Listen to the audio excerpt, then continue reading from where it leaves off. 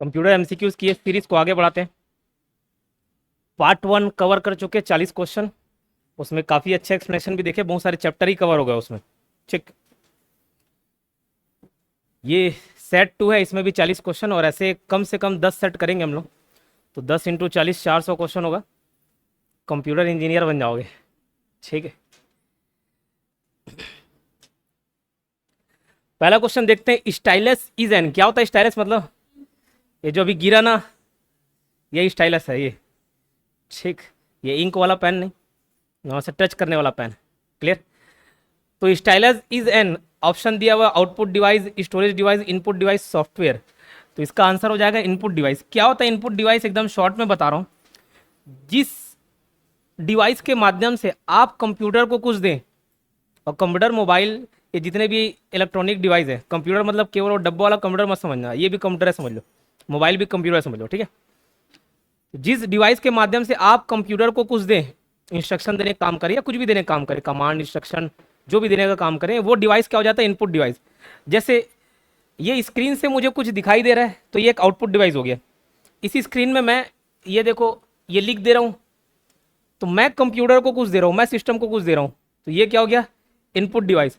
Keyboard use करते हैं, keyboard से आपको कुछ नहीं मिल जाता, आप कंप्यूटर को कुछ देते हैं, आप कंप्यूटर में टाइप कर रहे हैं। माउस से आपको कुछ नहीं मिल जाता, माउस से आप कंप्यूटर को इंस्ट्रक्शन देते हैं, डायरेक्शन प्रोवाइड करते हैं। तो ये कीबोर्ड हो गया, माउस हो गया, ये सब फेमस इनपुट डिवाइस है। उसी क्रम में ये स्टाइलस भी इनपुट डिवाइस है। समझ आई बात? ठीक, लेकिन ध्यान रखना, कभी कभार इनपुट डिवाइस में एक टर्म पूछा जाता है, पॉइंटिंग डिवाइस। क्या? Pointing device. तो जितने भी पॉइंटिंग डिवाइस है उसको यहाँ पे एक साथ लिख लो, तो काम आएगा आपके। जैसे फेमस पॉइंटिंग डिवाइस क्या है पूछे तो माउस। पॉइंटिंग डिवाइस क्या है? जैसे जो कर्सर मूव करने का काम है, कर्सर मूव करने का या आप डायरेक्शन देने का काम जो भी डिवाइस करते हैं उसको क्या बोलते हैं? Pointing device. ठीक, समझ आई बात? तो पॉइंटिंग डिवाइस, ये स्टाइलस आया इसलिए बता रहा हूँ। पहले तो जो ये ऑप्शन है वही है स्टाइलस। ठीक, ये कहीं पे भी पॉइंट कर सकता हूँ, जैसे कर्सर से मूव करके इधर करता मैं, अगर मेरे पास माउस होता तो मैं उसको मूव करके यहाँ पे लेके आ जाता। तो स्टाइलस भी एक पॉइंटिंग डिवाइस होगा क्या? इसमें खिसकते हुए नहीं दिख रहा, मैं डायरेक्ट ये क्लिक कर दिया, काम नहीं किया बट ठीक है, करेगा। ये पेन वाला ऑप्शन हटेगा तो समझ बात। तो ये स्टाइलस एक पॉइंटिंग डिवाइस हो गया। दूसरा सबसे फेमस पॉइंटिंग डिवाइस क्या? माउस। फिर है टच पैड। टच पैड क्या? टच पैड, माउस पैड नहीं। एक क्वेश्चन पूछा था एग्जाम में, उसको डलवाया हूं किसी ऑब्जेक्टिव में। निम्न में से कौन सा इनपुट आउटपुट डिवाइस नहीं है? तो उसमें एक ऑप्शन था माउस पैड। तो ऐसा लगेगा कि माउस के साथ ही तो रहता है, तो वो भी इनपुट डिवाइस होगा? नहीं, वो एक सिर्फ टूल है माउस को प्रॉपर वर्क करने के लिए। वैसे ही रगड़ोगे तो खराब हो जाएगा जल्दी, है ना? तो माउस पैड कुछ नहीं है। टच पैड हो गया। टच पैड, टच स्क्रीन, इसको भी पॉइंटिंग में काउंट कर लेते हैं क्योंकि आप उंगली यूज करके कहीं पे भी पहुंचा सकते हो। Stylus, mouse, touch pad, touch screen, touch point, light pen, digitizer tablet, digitiser,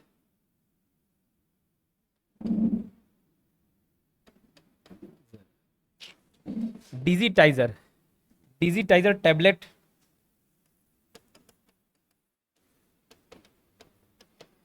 ये सारे क्या हैं आपके? Pointing device. एक और लिख लेना, जॉयस्टिक। कल जॉयस्टिक के बारे में चर्चा किया था क्या? जैसे आप जब गेम खेलोगे, कंप्यूटर लैपटॉप में गेम खेलोगे, तो उस कीबोर्ड और माउस का यूज़ करके अगर गेम खेलना हो तो बहुत थोड़ा कठिन हो जाता है। कई ऐसे गेम है जैसे रेसिंग गेम, रेसिंग गेम को रिमोट बहुत आसान बना देता है, या रिमोट के जगह एक जॉयस्टिक भी यूज़ करते हैं। जॉयस्टिक ठीक वैसा ही होता है जैसे कंप्यूटर का गियर पैनल होता है। ठीक, तो वो सब रेसिंग गेम को खेलना आसान बना देता है। और जिसमें ऐसे शूटिंग गेम होते हैं जिसमें आपको डायरेक्शन करना है, तो माउस से उतना परफेक्ट नहीं हो पाता, वो जॉयस्टिक से मजा आता है खेलने में। ठीक है, तो जॉयस्टिक भी क्या हो गया? पॉइंटिंग डिवाइस हो गया। ठीक, पहले क्वेश्चन का एक्सप्लेनेशन ये देख लिया। सेकंड देखते हैं, a piece of program code inserted into another program to cause damage is called. देखो एक और क्वेश्चन आया था जिसमें अपन मालवेयर को ऑप्शन ना लेके वायरस लिए थे, ऐसा कुछ था, है ना?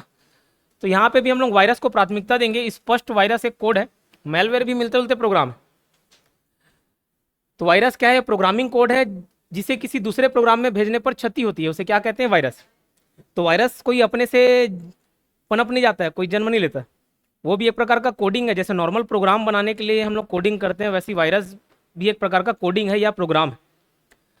क्यों करते हैं? ताकि दूसरे को नुकसान पहुंचाया जा सके, दूसरे के सिस्टम से कुछ जानकारी हासिल किया जा सके। कैसे फैलता है? तो ये इंटरनेट के माध्यम से भी फैल सकता है। ठीक है, कुछ डाउनलोड किया, कोई लिंक टाइप किया, आ जाएगा। ईमेल में अटैचमेंट रहते, क्लिक किए, वायरस आ गया। ठीक, कोई भी ऐसी फर्जी वेबसाइट में जाके देख रहे हो आप, कोई भी इन्फेक्टेड मेमोरी डिवाइस है या मेमोरी स्टोरेज डिवाइस है, जैसे पेन ड्राइव हो गया, सीडी हो गया, उसमें अगर वायरस है, आप अपने सिस्टम में घुसाओगे तो भी इन्फेक्ट हो जाएगा। ठीक, तो ये कहीं ना कहीं एक प्रकार का मेलवेयर का ही उदाहरण है। मेलवेयर क्या होता है इसको बता देता हूँ।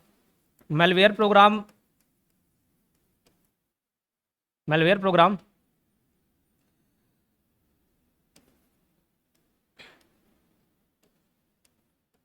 जो भी आपके कंप्यूटर या डिवाइस को या सिस्टम को हानि पहुंचाए ना, वो मेलवेयर प्रोग्राम है।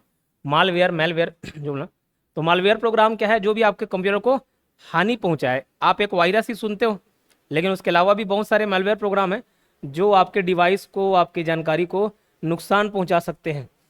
उस मेलवेयर प्रोग्राम में सबसे इंपॉर्टेंट 3 चीज़ें जिसके बारे में हम लोग ज़्यादा पढ़ते हैं, एक तो है वायरस, दूसरा है वॉर्म्स। ठीक है, कीड़ा है, वायरस कीड़ा, वॉर्म कीड़ा, दोनों वही नाम है। एक है ट्रोजन हॉर्स,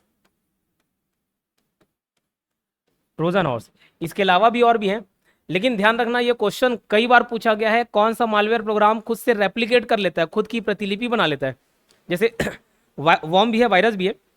देखना आपके सिस्टम में अगर वायरस आ जाएंगे, कई वायरस क्या करते हैं, खुद अपने आप डेवलप, जब जब आप उसको ओपन करोगे तब तक वो खुद की प्रतिलिपि बना लेता है, रेप्लिकेट कर लेता है, बढ़ते जाएगा बढ़ते जाएगा बढ़ते जाएगा वायरस। ठीक है, तो ध्यान रखना इन 3 मेलवेयर प्रोग्राम में से ये 2 जो है वायरस और वॉर्म्स, ये अपनी प्रतिलिपि खुद बना लेते हैं। मतलब 2 हम 2 हमारे 4 हो जाते हैं। ठीक है, फिर वो 4 का 8 हो जाएगा। तो वायरस और वॉर्म्स क्या खुद का प्रतिलिपि बनाते हैं, रेप्लिकेट करते हैं। ये दोनों क्या करते हैं? रेप्लिकेट, खुद की प्रतिलिपि बना लेते हैं। इतनी सी बात समझ आई? कौन सा मालवेयर प्रोग्राम खुद की प्रतिलिपि नहीं बनाता? तो ट्रोजन हॉर्स। स्पष्ट लिखना, क्योंकि 4 ऑप्शन देके ट्रोजन हॉर्स को लेता है आंसर की कौन सी प्रतिलिपि नहीं बनाती। ट्रोजन हॉर्स नहीं बनाता। ये एक बार इंस्टॉल हो गया तब आप काम करता है, तब दूषित करता है, ऐसे नहीं करेगा। ठीक है, खुद को रेप्लिकेट करने वाला काम नहीं होता। समझ आई बात? तो 3 मेलवेयर प्रोग्राम बताया, वायरस, वॉर्म, ट्रोजन हॉर्स। उसमें ऊपर का 2 रेप्लिकेट करता है, लेकिन ट्रोजन हॉर्स नहीं करता। अगर दोनों ऑप्शन दे दे और दोनों में से एक चुनना हो, तो अब वो एग्जामिनर चुनेगा। एक 2 क्वेश्चन ऐसे फंसे शायद, तो वायरस वॉर्म दोनों दे देना, तो दोनों रेप्लिकेट करते हैं। वायरस के बहुत सारे प्रकार हैं, हर वायरस रेप्लिकेट नहीं करता, लेकिन कुछ वायरस रेप्लिकेट करते हैं। इसके अलावा और भी मेलवेयर प्रोग्राम में क्या क्या आता है? Spyware,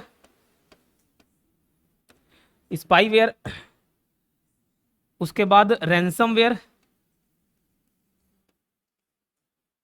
root kit, spyware, ransomware, rootkit, adware, ये सारे मेलवेयर प्रोग्राम में काउंट होते हैं। ठीक बा?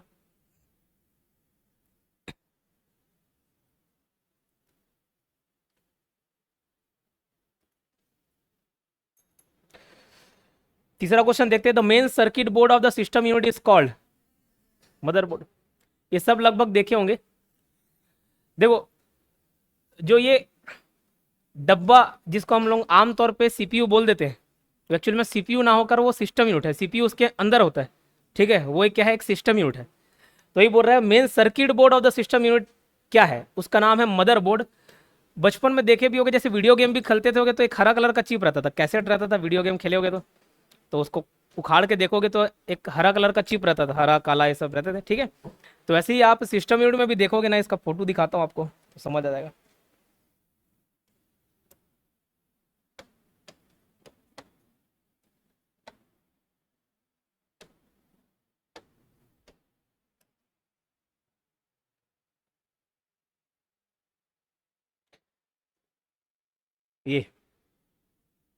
ये क्या है? मदरबोर्ड। ठीक, ये कंप्यूटर के बाकी सारे कंपोनेंट्स को जोड़ने का काम करता है। ठीक, यहीं से कनेक्टेड है। क्लियर? मदरबोर्ड मदरबोर्ड के और दूसरे भी नाम है, उसको भी लिख लेना।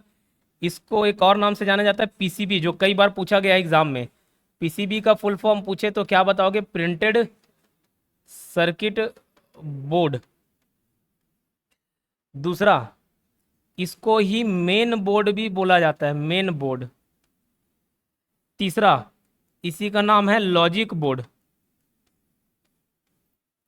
एग्जाम में सबसे ज्यादा पूछे वाला है printed circuit board. Main board, logic board को अभी तक नहीं पूछा गया, लेकिन ध्यान रख लेना, मदर बोर्ड कोई क्या बोले, मेन बोर्ड बोले, लॉजिक बोर्ड बोले, इसी को ही पीसी भी बोलते हैं, प्रिंटेड सर्किट बोर्ड। फोटो में दिखा दिया क्या होता है। ठीक है।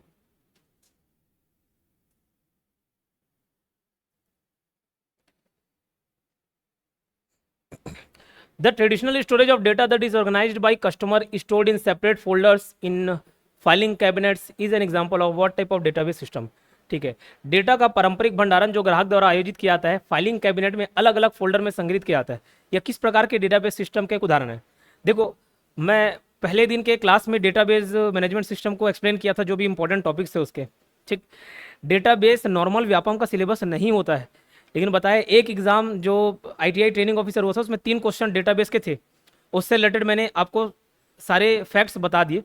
ठीक, अभी ये वापस डेटाबेस, उस दिन उदाहरण बता दिया था डेटाबेस होता क्या है, क्या होता है, पूरे डेटा का प्रॉपर अरेंजमेंट क्या है डेटाबेस, और जो सिस्टम या सॉफ्टवेयर ये करके देता है प्रॉपर अरेंज, उसको क्या बोलते हैं? DBMS, database management system. तो डेटाबेस मैनेजमेंट सिस्टम क्या है? एक प्रकार का सॉफ्टवेयर है, एक प्रकार का सिस्टम है, समझ लो। ठीक, ये उस दिन भी अपन क्लास में कर लिए, देख लिए। आपको प्रकार नहीं बताया था कितने प्रकार के डीबीएमएस होते हैं, तो ये 5 प्रकार के मेन डीबीएमएस आप ध्यान रख लेना। एक होता है relational DBMS, network DBMS, system oriented, या इसको मिलेगा आपको देखने को ऑब्जेक्ट ओरिएंटेड, हायरार्कियल, ये चौथा। और पांचवा याद रखना, पांचवा जो डीबीएमएस है उसका नाम है नो एसक्यूएल। पांचवा प्रकार नो एसक्यूएल। बोले सर हरिराम में 3 दिया है, 5। ठीक है, रिलेशनल, नेटवर्क, सिस्टम ओरिएंटेड या उसी को ऑब्जेक्ट ओरिएंटेड बोलते हैं, और एक होता है हायरार्कियल, नो एसक्यूएल।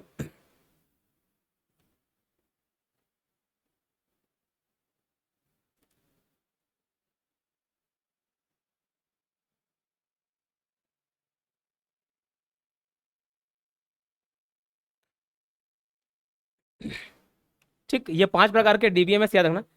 फिर से बताता हूँ डेटाबेस मैनेजमेंट सिस्टम क्या है। मैंने अपने एप्लीकेशन को उदाहरण दिया था कि मान के चलो मेरे पास अगर 1 करोड़ यूज़र हो गए, ठीक है, 1 करोड़ का यूज़र डायरेक्ट ऐसे ही मेरे को दे दिए लिस्ट, कोई डेट वाइज अरेंज नहीं है, किसी का मोबाइल नंबर नहीं है, बस स्टूडेंट का नाम दे दिया, तो उस डेटा को मैं क्या करूँ? लेकिन वही प्रॉपरली अरेंज्ड हो कि जनवरी, फरवरी, मार्च, अप्रैल में कौन कौन से यूज़र डाउनलोड किए, फिर कोर्स वाइज उसको प्रॉपर अरेंजमेंट दे दिया जाए कि फुल सीजी बॉबम में इतने हैं, हॉटस्टार में इतने हैं। ठीक है, एक्सपायरी और ज्वाइनिंग डेट के हिसाब से ये सारा प्रॉपर अरेंजमेंट कर दे, वो सिस्टम क्या कहलाता है? Database management system. इतनी सी बात समझ आई? ठीक है, उसमें हम लोगों ने फील्ड, रिकॉर्ड, कॉलम ये सब पढ़ा था, रोज, कॉलम, फील्ड, रिकॉर्ड, कैरेक्टर, ये सब देखे थे।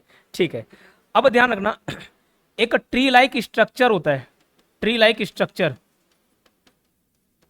हमने नेटवर्क सिस्टम में भी टोपोलॉजी में देखा, नेटवर्क टोपोलॉजी में ट्री लाइक स्ट्रक्चर। तो देखो, इस क्वेश्चन का आंसर यही हायरार्कियल सिस्टम है, ट्री लाइक स्ट्रक्चर में डेटा अरेंज होते हैं। क्या बोल रहा है? डेटा का पारंपरिक भंडारण जो ग्राहक द्वारा आयोजित किया जाता है, ग्राहक द्वारा आयोजित किया जाता है, फाइलिंग कैबिनेट में अलग अलग फोल्डर में संग्रहित किया जाता है, या किस प्रकार के डेटाबेस सिस्टम को उदाहरण है? इसका आंसर है हायरार्कियल। ये ट्री लाइक स्ट्रक्चर में डेटा अरेंज होता है। ट्री लाइक स्ट्रक्चर कैसा? जैसे मान के चलो मैं अपना एक फोल्डर बनाया हूं, यहाँ पे जो भी मैं वीडियो रिकॉर्ड करता हूँ, ठीक है, जो भी मैं वीडियो रिकॉर्ड किया उसको एक ऑनलाइन क्लासेस नाम से एक फोल्डर बना दिया। ठीक, अब यहाँ जो भी वीडियो रिकॉर्ड हो रहे हैं एक ऑनलाइन क्लासेस नाम से फोल्डर में है, लेकिन सब वीडियो को एक साथ हौच पौच डाल दूंगा तो मेरे को प्रॉपरली डेटा जब एक्सेस करना होगा तो नहीं कर पाऊंगा। इसको मैं 2 अलग अलग भाग में बांट दिया हूँ। कैसे? एक होता है सब्जेक्ट वाइज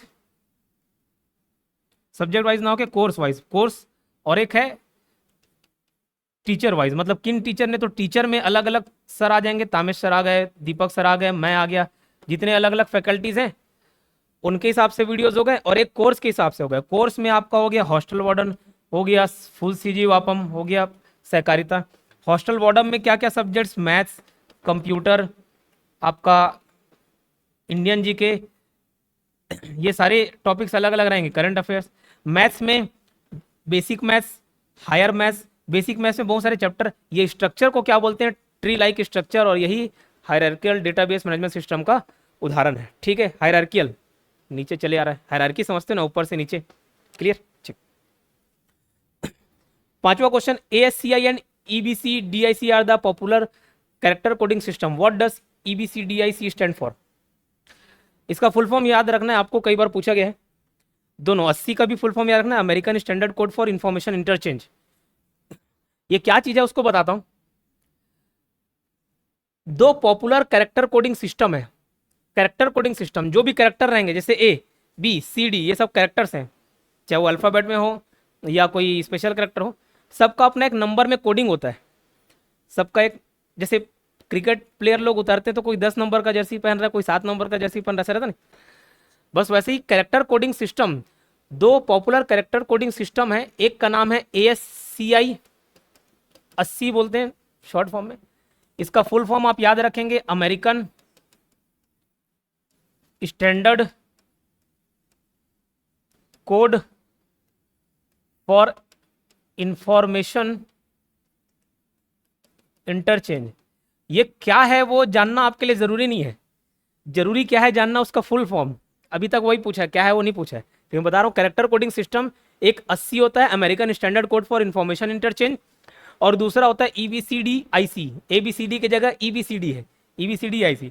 इसका फुल फॉर्म है extended binary coded decimal interchange code. इसको याद रखना, ठीक है, extended binary coded decimal interchange code. जैसे एक उदाहरण के तौर पे बता रहा हूं, अपने नाम का मैं कोड जानता हूं। जैसे Y,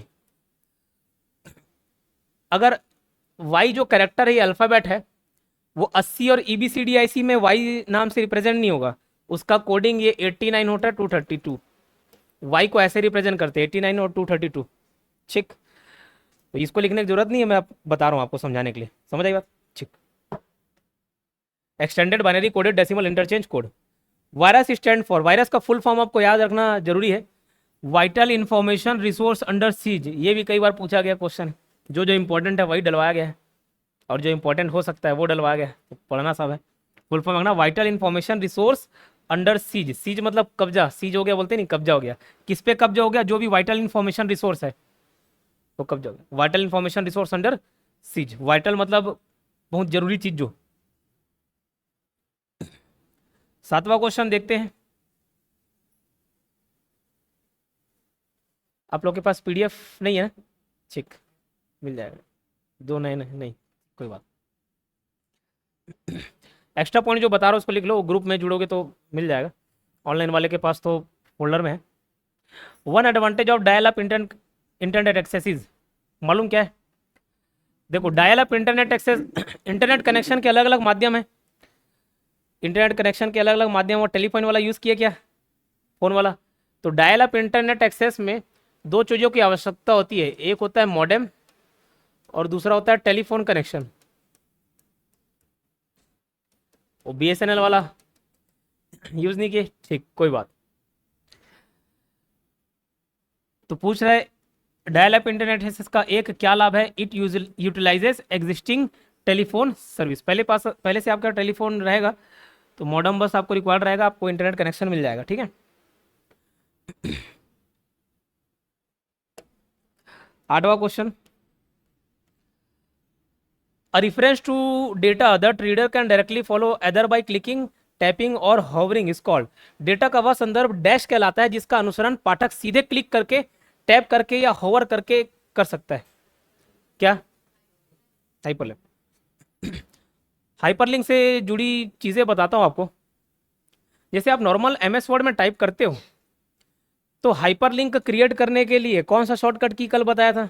Ctrl+ हाइपरलिंक में का कारण के, तो ऐसा देखना क्या होता है हाइपरलिंक। जैसे अकबर का उदाहरण दिया था, मान के चलिए आप विकिपीडिया में अकबर के बारे में जानकारी ढूंढ रहे हो, समझना अकबर के बारे में बहुत सारी जानकारी दिया, ये कब पैदा हुआ, मतलब ठीक है, कितनी बीवी थी, कितने बच्चे थे, ऐसा बोलते बोलते कहीं पे एक नाम आ गया, हुमायूं। हुमायूं। अब देखना वो ब्लू कलर का दिखते रहता है, एक अलग से लाइन रहेगा ब्लू कलर का, जितने भी ब्लू ज़्यादातर ब्लूइश रहते हैं, वो एक अपने आप में एक लिंक छुपा है उसके अंदर। जैसे ही मैं अगर वो ब्लू कलर वाला दिख रहा है उस टेक्स्ट को ऐसे दबाऊंगा ना, मैं एक अलग वेबसाइट में पहुंच जाऊंगा जो किसकी जानकारी देगा मेरे को, हुमायूं। एक अलग वेबसाइट पहुंचा देगा जो किसके बारे में जानकारी दे रहेगा, हुमायूं। ठीक है। ऐसा क्यों हो रहा है? क्योंकि इसमें हाइपर लिंक छुपा हुआ है। क्या छुपा हुआ है? Hyper link. लेकिन ये लिंक तो आपको नहीं दिखता, आपको जो दिख रहा है वो दिख रहा है हाइपर टेक्स्ट। क्या दिख रहा है? Hyper text. तो तीन टर्म्स में बता रहा हूं। हाइपर लिंक समझ गए? मतलब ऐसा नंबर या ऐसा लिंक जिसको क्लिक किया आप एक दूसरे वेबसाइट पे पहुंच गए, दूसरे जगह पहुंच गए। ठीक है, वो क्या है? Hyper link. अब तीन प्रकार के टर्म है, आपको जानना जरूरी है। Hyper link, hyper text, hyper media. ठीक। देखना एड्रेस बार में कोई आप वेबसाइट टाइप किए रहोगे ना, http://akbar.com या humayun.com, जो भी है .org, ये पूरा लंबा चौड़ा जो लिखा रहता है ना, ये क्या रहता है? लिंक रहता है। क्या? Link.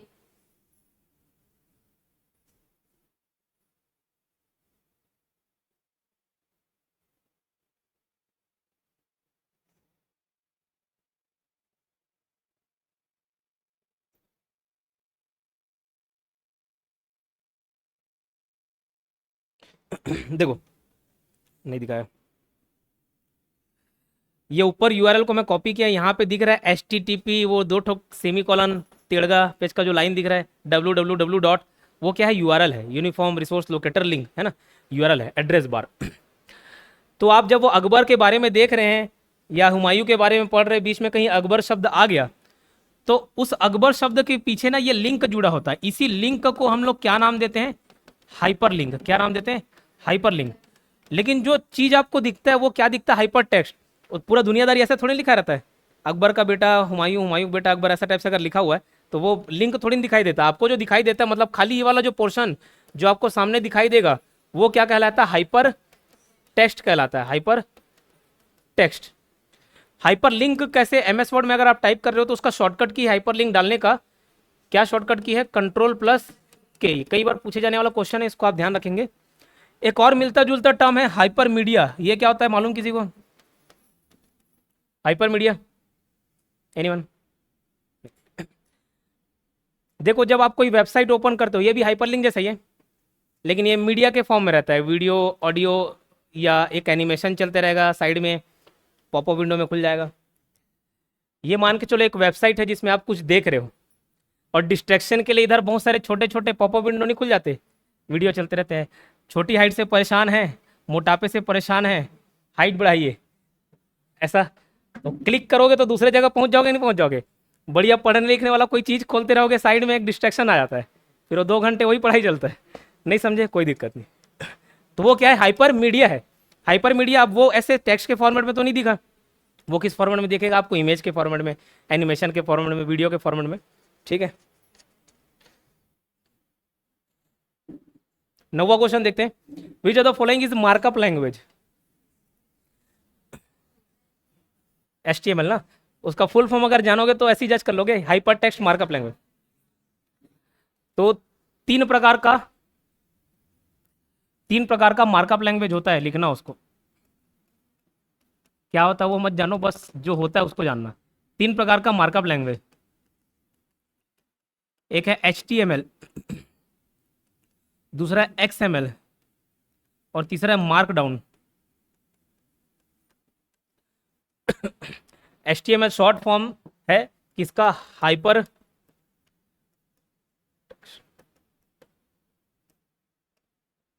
Text markup language.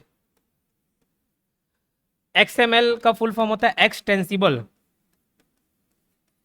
Extensible markup language, और मार्कडाउन तो मार्कडाउन ही है।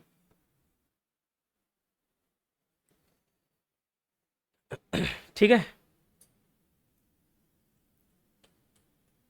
ये जब प्रोग्रामिंग लैंग्वेज पढ़ाऊंगा ना तो उसमें अगर ज़रूरत लगा तो लैंग्वेज का बाइफर्केशन बता दूंगा, जो पूछा नहीं जाता वैसे, बट ठीक है।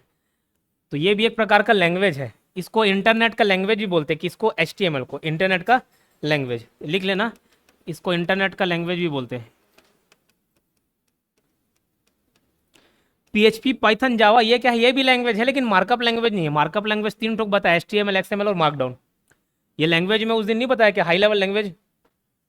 PHP याद आ रहा है, PHP, पाइथन, जावा, रूबी, जावा स्क्रिप्ट, C++, सी हैश, याद आ रहा है कुछ? ऐसे बोक बोक देख रहे हो? ठीक, पढ़ के आया करो पुराना। 10वां क्वेश्चन देखते हैं। In the field of information and communication technology what is the full form of EEPROM?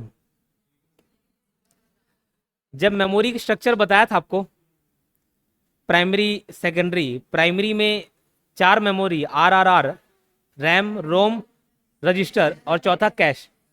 रोम में बहुत सारे प्रकार थे, प्रोम, EEPROM, EEPROM, UVEPROM। तो वो जो एक ठोक EEPROM था उसका फुल फॉर्म है electrically erasable programmable read only memory. ये वाला ऑप्शन ठीक है पहला, electrically erasable programmable read only memory. 11वां क्वेश्चन देखते हैं। Which of the following component used in computer has a volatile memory?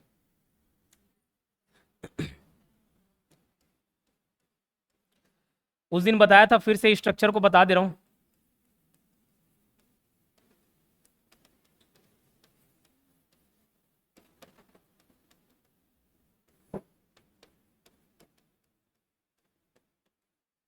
देखो मेमोरी 2 पार्ट का होता है, 2 प्रकार का होता है। एक प्राइमरी मेमोरी और दूसरा सेकेंडरी।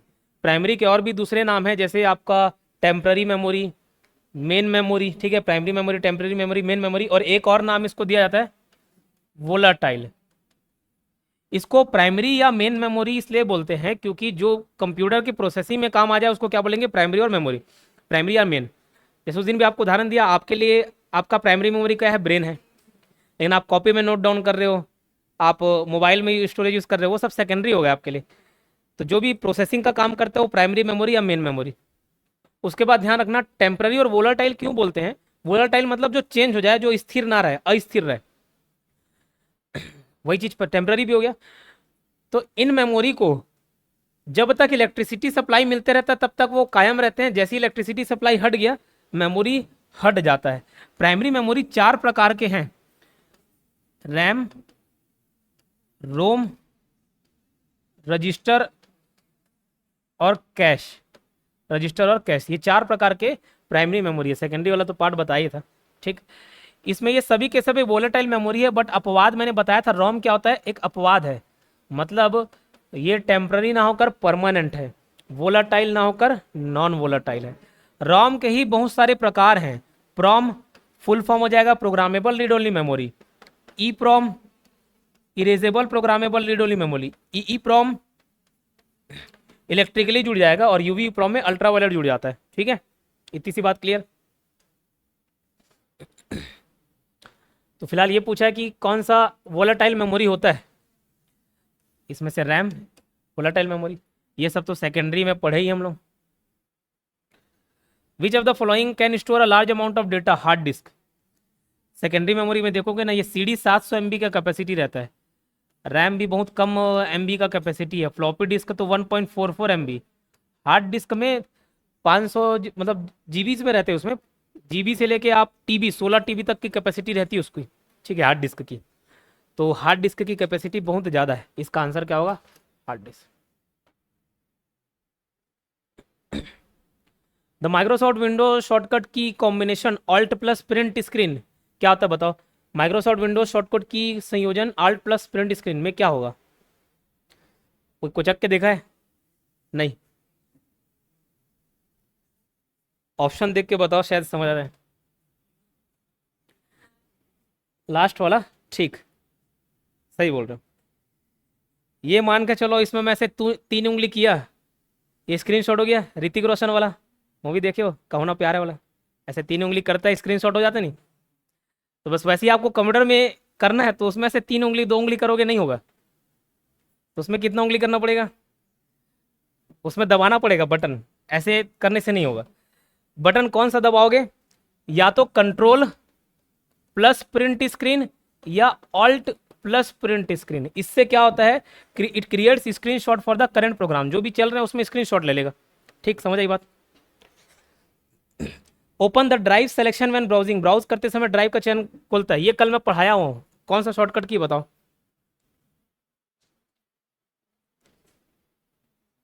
कल ही तो बताया था जी। विंडो प्लस ई में क्या बताया हूं? विंडो बटन प्लस ई में ओपन माई कंप्यूटर, और उसको बोला था कि भाई अलग अलग नाम से दे देगा तो कंफ्यूज मत होना। अरे उसको खोलोगे तो अंदर 3-4 ठो ड्राइव दिखेगा ना, local drive, C, D drive, E drive, F drive, G drive, ऐसे अलग से ड्राइव रहते हैं, ठीक है? तो वो इसी के अंदर मिलेगा। ड्राइव ना दे दे, फाइल एक्सप्लोरर दे दे, तो फाइल्स भी सारे उसी में मिलते हैं। तो इसका शॉर्टकट की क्या है? विंडोज प्लस ई। स्विचेस बिटवीन ओपन एप्लीकेशन और switches between application on the task बार, इसके भी दोनों के भी शॉर्टकट याद रख लेना। ये होता है विंडो बटन प्लस टैब, या इसको ही ऑल्ट प्लस टैब भी कर सकते हो। ऑल्ट प्लस टैब दबाओगे ना तो भी होगा। और ये होता है विंडोज प्लस टी। दोनों में क्या अंतर होता है बताता हूँ, लिख लो पहले।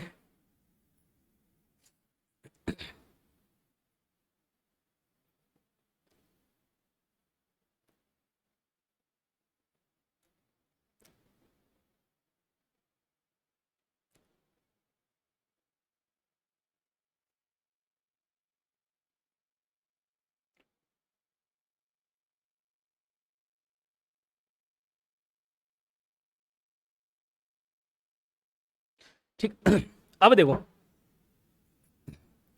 जब आप कंप्यूटर ओपन करोगे, मान के चलो एक कंप्यूटर है, कंप्यूटर का स्क्रीन है, आप एक ठोक ऐप ओपन करके रखे हो एमएस वर्ड, उसमें कुछ टाइप कर रहे हो, एक वेब ब्राउजर ओपन करके रखे हो गूगल वाला, एक्सेल शीट पे भी काम कर रहे हो, पावर पॉइंट में भी काम कर रहे हो, सब में एक ही जगह काम कर रहे हो एक साथ। ये एक ठोक स्क्रीन हो गया, समझ लो ये एमएस वर्ड का एक स्क्रीन है। अब आपको दूसरे एप्लीकेशन पे जाना है बिना माउस का यूज़ किए, कैसे जाओगे? क्या दबाओगे? विंडोज प्लस टैब बटन, तो दूसरे में शिफ्ट हो जाओगे, ठीक है? दूसरा एप्लीकेशन खुल जाएगा। मान के चलिए ये सब चीज़ नहीं चल रहा है, नॉर्मल डेस्कटॉप ओपन है, सबसे नीचे टास्क बार दिया रहता है, तो जो जो भी फाइल आपने खोला हुआ है ना, जितने भी फाइल खोले हुए हैं नीचे दिखाई देगा। गूगल क्रोम है तो गूगल क्रोम का आइकन दिखाई देगा, एमएस वर्ड है तो एमएस वर्ड का, एक्सेल का, ऐसे लाइन से ये टास्क बार नीचे वाला जो होता है task bar.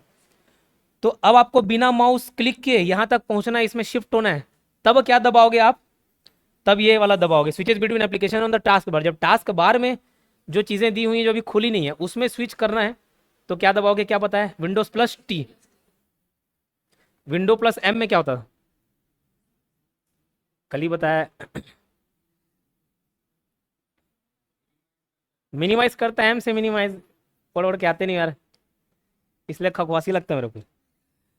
The IP address is divided into two parts in which first is network part and other is. ये आईपी एड्रेस के बारे में जब इंटरनेट में पढ़ेंगे ना तो डिटेल में वहाँ पे पढ़ लेंगे, बट यहाँ पे जो फैक्ट्स याद रखने वाली बात है, आईपी एड्रेस दो भाग में डिवाइडेड रहता है, एक याद रखना नेटवर्क पार्ट और दूसरे वाले को बोलते हैं होस्ट पार्ट। ये होता क्या है आईपी एड्रेस? तो अभी फिलहाल ये समझना, जैसे आपका एक आधार कार्ड है, आपका आधार नंबर दूसरे आधार नंबर से मैच नहीं खाएगा, वैसे कंप्यूटर का आधार कार्ड को क्या बोलते हैं समझ लो, उसके लिए भी एक आधार कार्ड जनरेट होता है, मालूम रहता है, उसको क्या बोलते हैं?